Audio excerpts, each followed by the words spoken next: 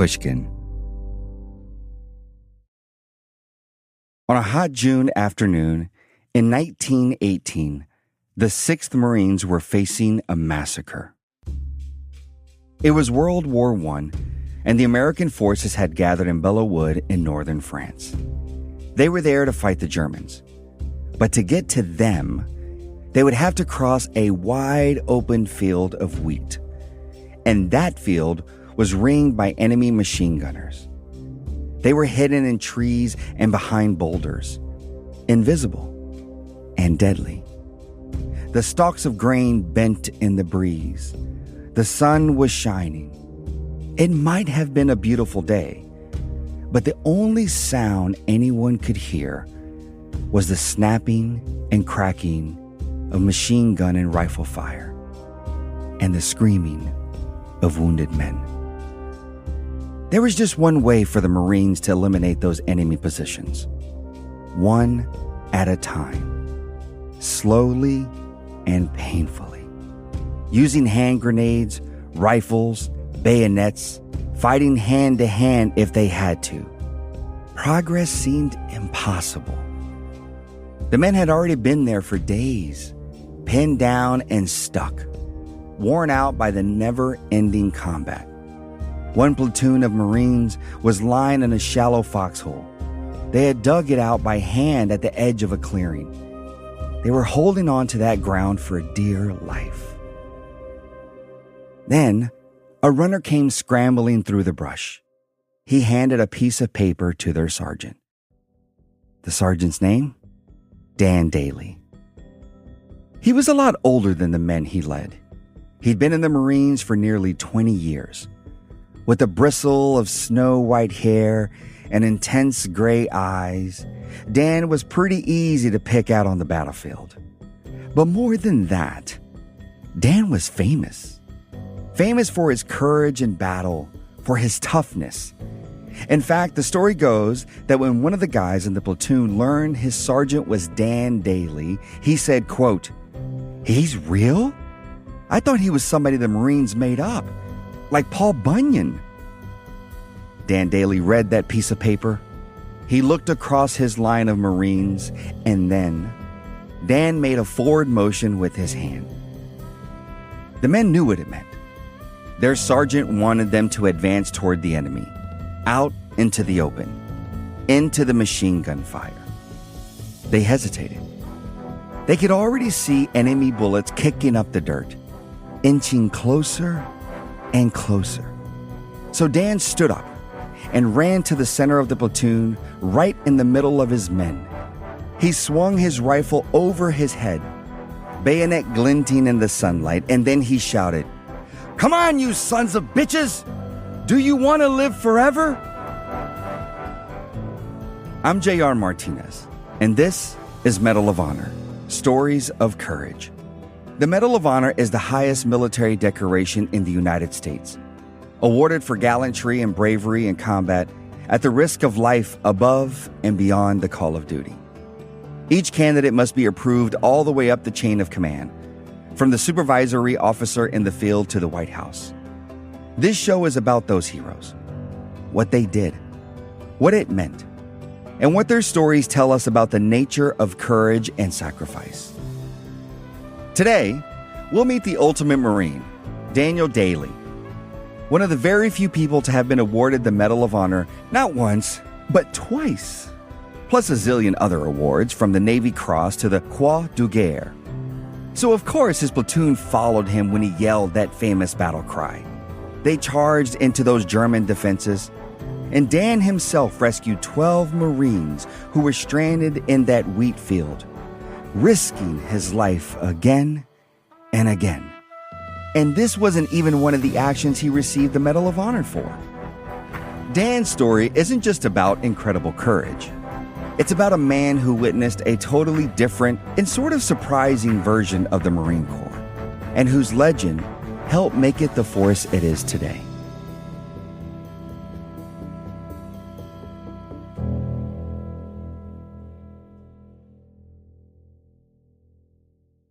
Back in the early 1900s, the Marine Corps looked nothing like it does now. It was tiny, just about 150 officers and around 5,500 men. Their main duty was guarding naval installations on land and working as guards on naval vessels at sea, kind of like cops on ships. They were bit players in a lot of conflicts all over the place. Uncle Sam's most colorful and heroic military unit. Officially formed by the Continental Congress in 1775, the Marines have been in the thick of things ever since. But they also had a very specific and unusual function. When there were threats to Americans doing business in foreign countries, the Marines would go ashore to protect them, which is how they ended up in China in the summer of 1900. For decades, Western nations and Japan had forced China to accept foreign control over the country's international trade. American businessmen, bankers, manufacturers, and companies like Standard Oil were a huge presence in the country.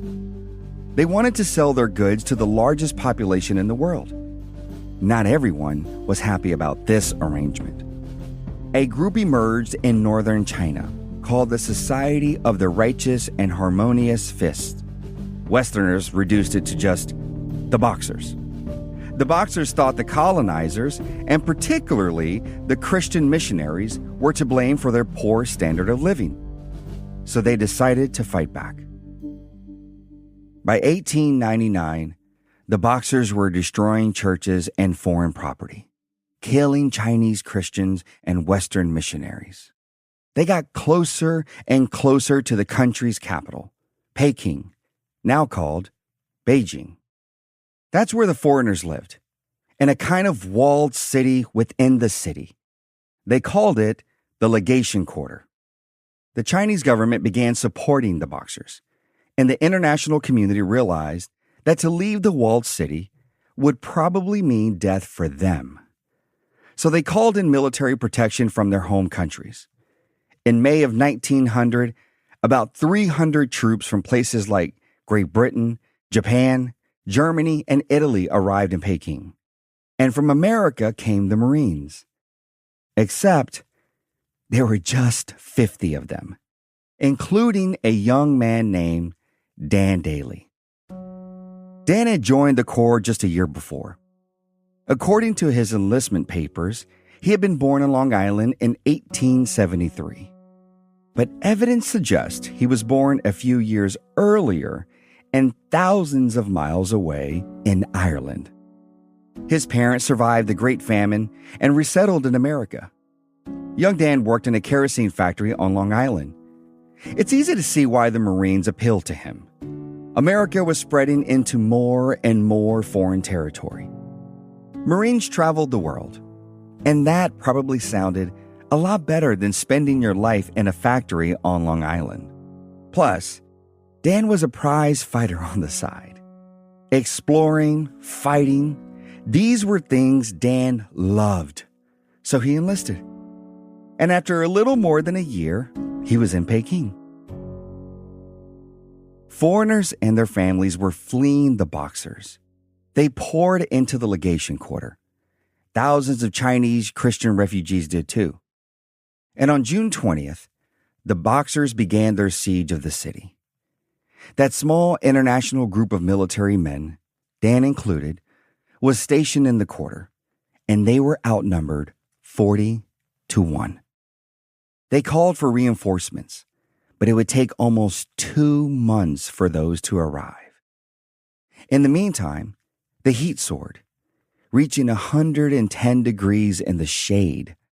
Food was dwindling. The people in the quarter had to eat their horses. Dan and the Marines had one main goal: to hold what was called a Tartar Wall.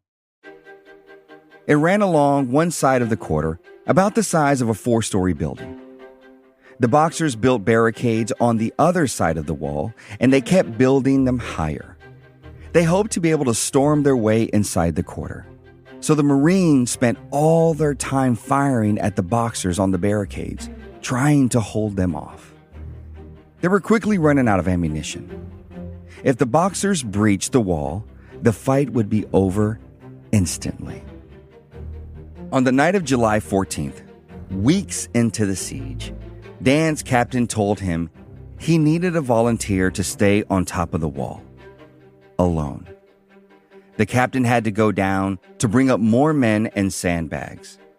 Reportedly, the captain whispered to Dan, "I won't order you to stay out here, but if you can hold them back tonight, they'll never drive us back tomorrow." To which Dan cheerily replied, "See you in the morning, Captain."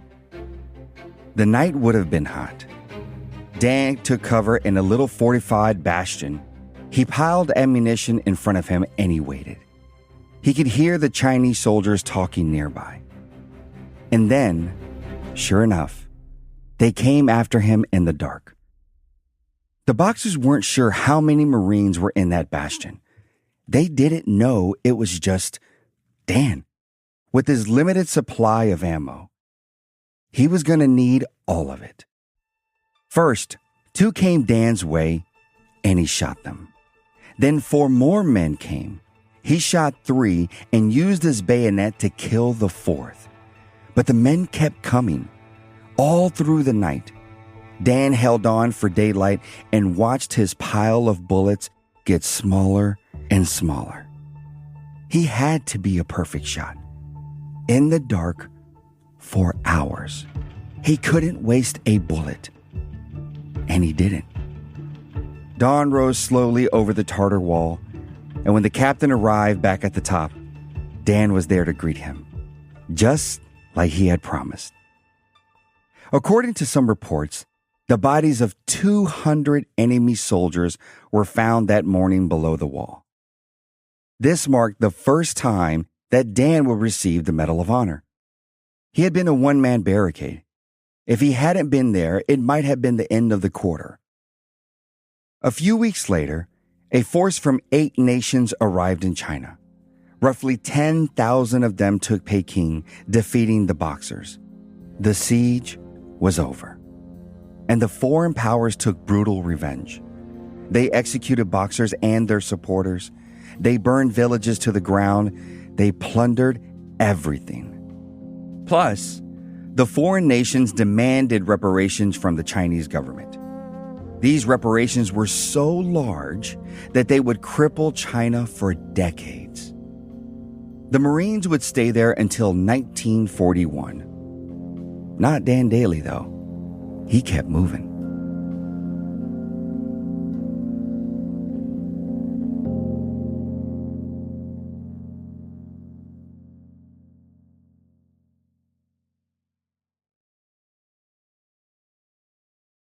Part of what made Dan the ultimate Marine is he went all in on everything he did. Dan Daly arrived in the Philippines in September of 1900. While there were no battles to fight at the moment, he still had a lot of energy.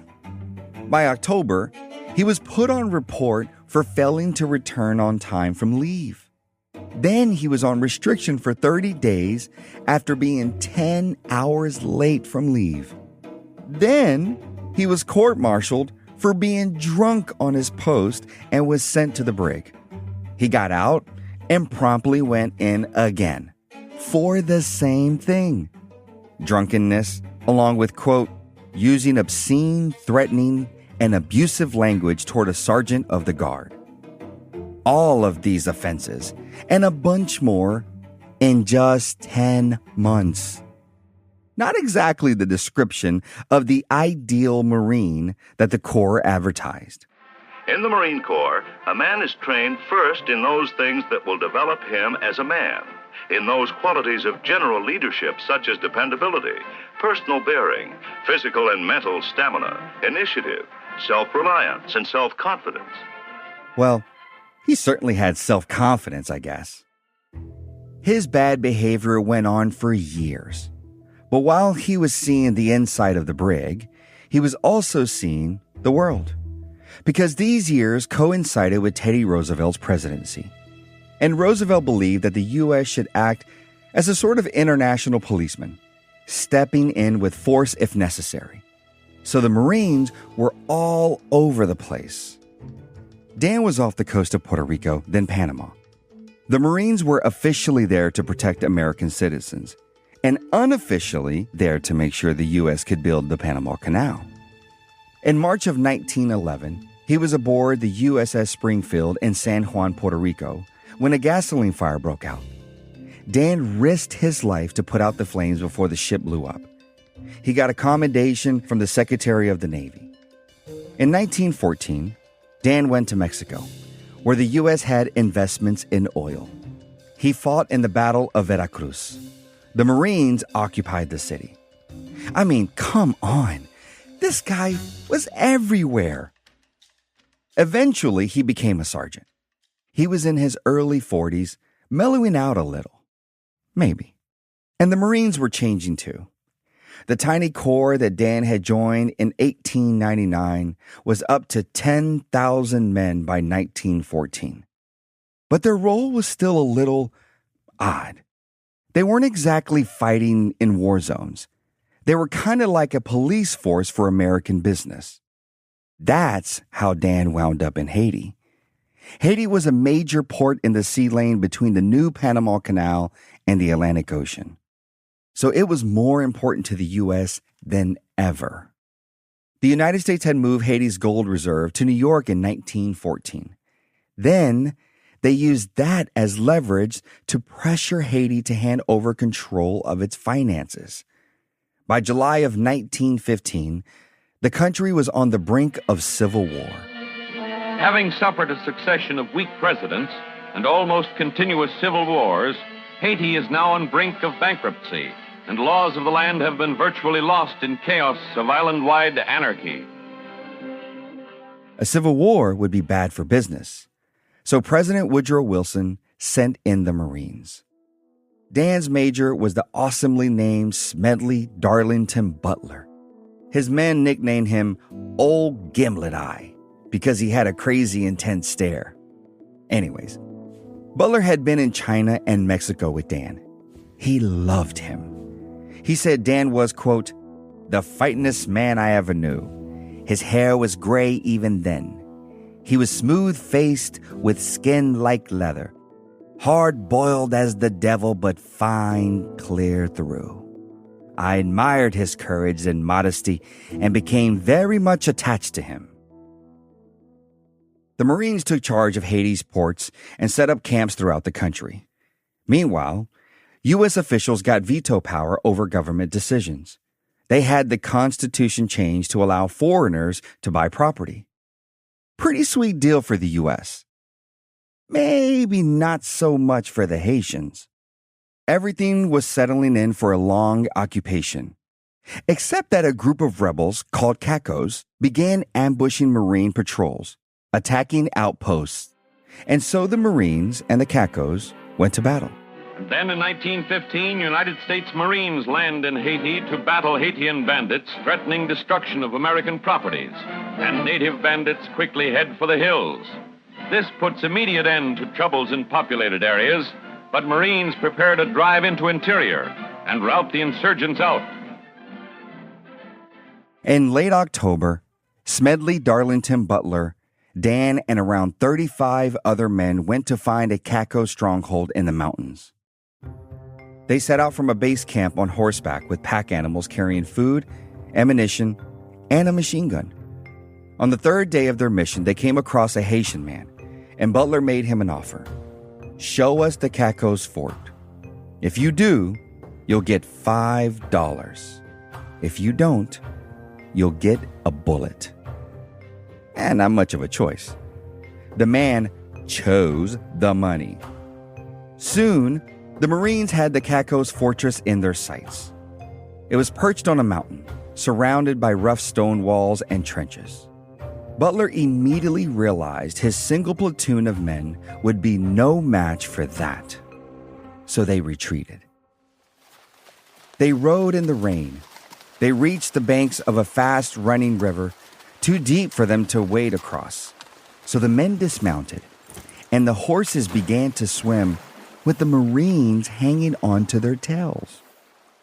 Suddenly, bullets, zipping past the men into the water. That guy they threatened with death, he had led them right into a trap. The Marines were surrounded by hundreds of cacos. By a stroke of crazy luck, all of the Marines made it across the river. Their animals weren't so fortunate. After the men got to safety, Butler ordered Dan to set up the machine gun. But it had been strapped to the back of one of the pack horses, and that horse was at the bottom of the river. Butler tried to figure out what they could do instead, and Dan just disappeared. He crawled back to the river, through the underbrush. The caco's bullet sheared off the sticks and leaves around him. Then he plunged into the river. He dived over and over into the depths of that cold and murky water, trying to locate each dead horse, until finally he found the one with the machine gun tied to its back. Then he dove even deeper, holding on to the horse underwater. Dan cut the gun loose. He broke the surface of the water and gasped for air. Then he swam back to the riverbank, dragging the gun, somehow dodging bullets. He made it to shore, and then he strapped the gun to his back and carried it to the high ground where the rest of the Marines were. Dan threw the gun down.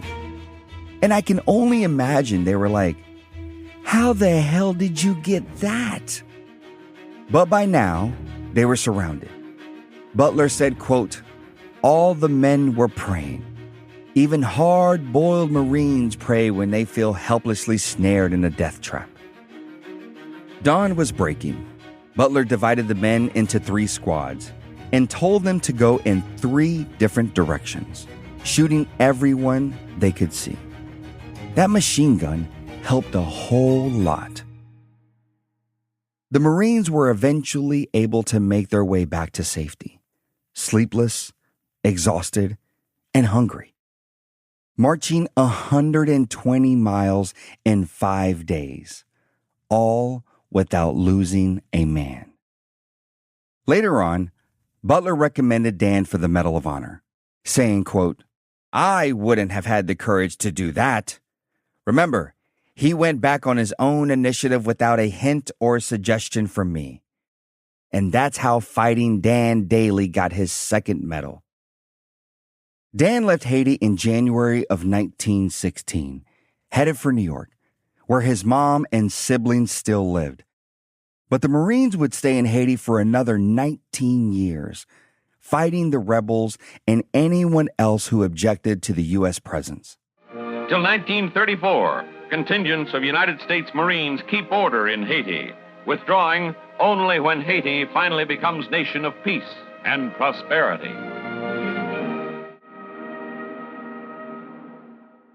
Well, that's not exactly what happened, is it? Dan and Smedley Darlington Butler and the rest of the Marines had risked life and limb. But one of them, at least, would look back and wonder, for what?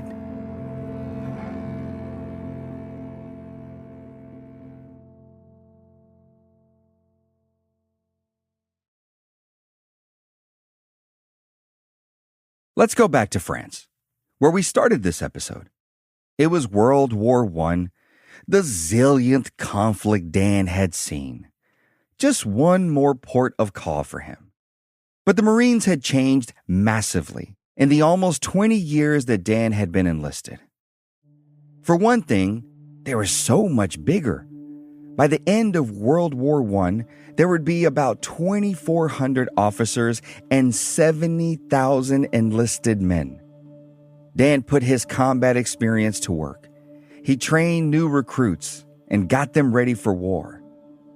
Ironically, he was a stickler for detail, ready to restrict a man's leave if his uniform wasn't pressed right.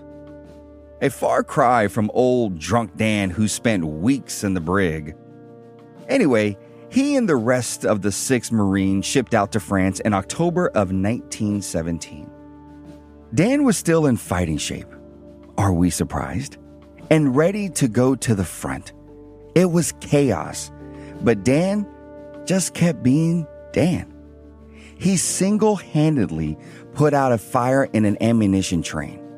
He destroyed enemy machine guns. He captured 14 Germans all by himself. You know, the usual. Then came June 10th, the day on that hill where he gave that famous battle cry. And when Dan yelled, "Come on, you sons of bitches! Do you want to live forever?" Maybe his men thought, well, he's kind of lived forever, right? And he was a legend.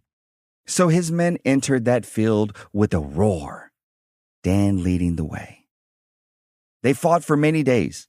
Eventually, they were victorious. But Dan was wounded. His injuries would keep him out of the rest of the war. But let's go back to that famous line. When Dan got back to the United States, he claimed he never actually said it. The real version, he said, was more like, "For gracious sakes, you chaps, leave us charge the foe."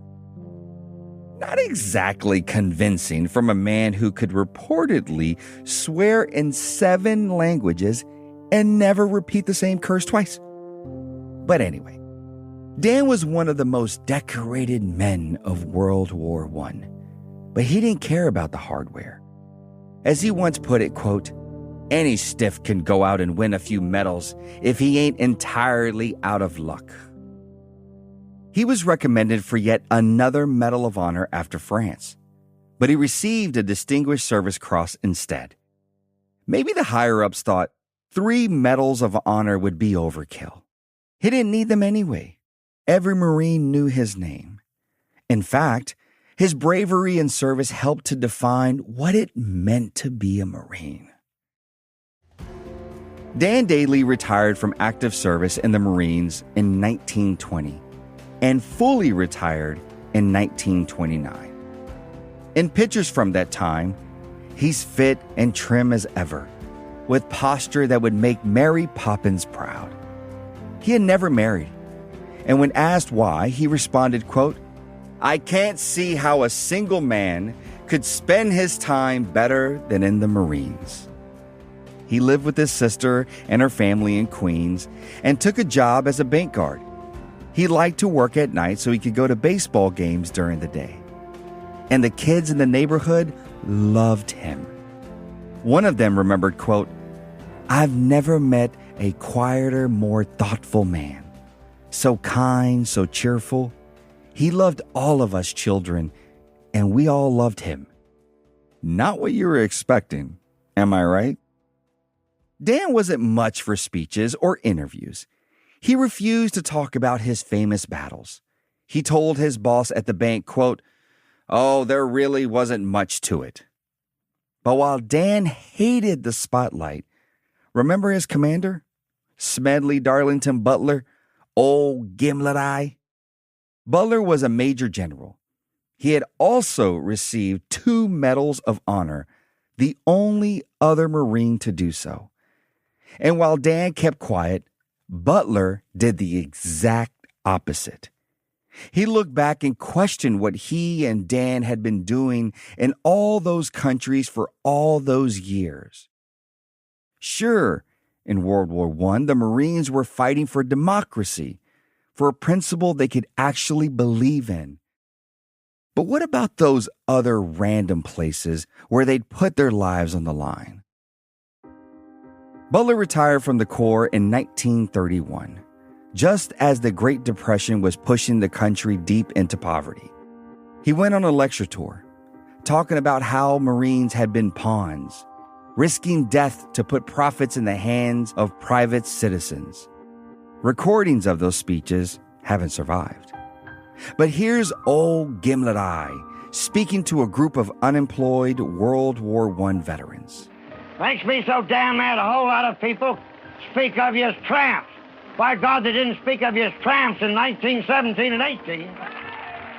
He wrote, quote, "I spent 33 years and 4 months in active service as a member of our country's most agile military force, the Marine Corps. And during that period, I spent most of my time being a high-class muscle man for big business, for Wall Street, and for the bankers. I helped make Mexico safe for American oil interests. I helped make Haiti and Cuba a decent place for the National City Bank boys. In China, I helped to see to it that Standard Oil went its way unmolested. To be clear, Butler wasn't a crank. He was a decorated veteran who loved his country and loved the Corps. Butler helped push the Marines even further from being a police force for American business and into what they are today.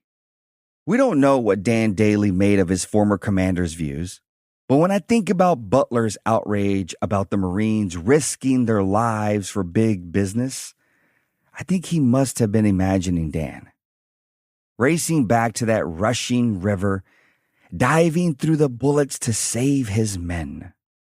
Butler must have thought, a man like that should only be asked to serve the highest cause. In 1937, when he was in his mid-60s, Dan accepted an invitation to march in the parade for Franklin Delano Roosevelt's second inauguration. It fell on a wet and cold January day. He spent hours standing and marching in the downpour. He caught a cold, which led to pneumonia, which weakened his already damaged heart. Dan died just a few months later. He was buried back on Long Island with full military honors. Even he couldn't live forever. But that famous quote, well, that quote is never going to die. It's carved into the wall of the National Museum of the Marine Corps in Quantico. It speaks to a time when men like Dan set a new standard for bravery in the service of something that wasn't always clear. Dan didn't ask to share in the spoils of war. None of the Marines did. They didn't fight for Standard Oil or the National City Bank. As the Marine Corps hymn puts it, they fought for right and freedom and to keep their honor clean. And that is what they put their lives on the line for. Over and over again.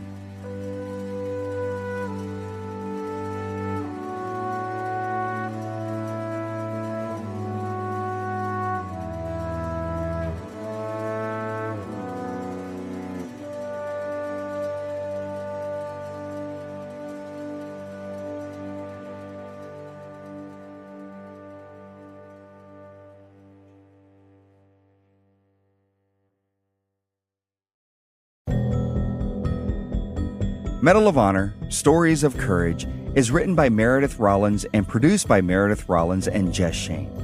Our editor is Ben Nadaf Hoffrey. Sound design and additional music by Jake Gorski. Our executive producer is Constanza Gallardo. Fact-checking by Arthur Gompertz. And original music by Eric Phillips. Production support by Suzanne Gabber. Don't forget, we also want to hear from you. Send us your personal story of courage or highlight someone else's bravery. Just email us at medalofhonor@pushkin.fm. You also might hear your stories on future episodes of Medal of Honor or see them on our social channels at Pushkin Pods. I'm your host, J.R. Martinez.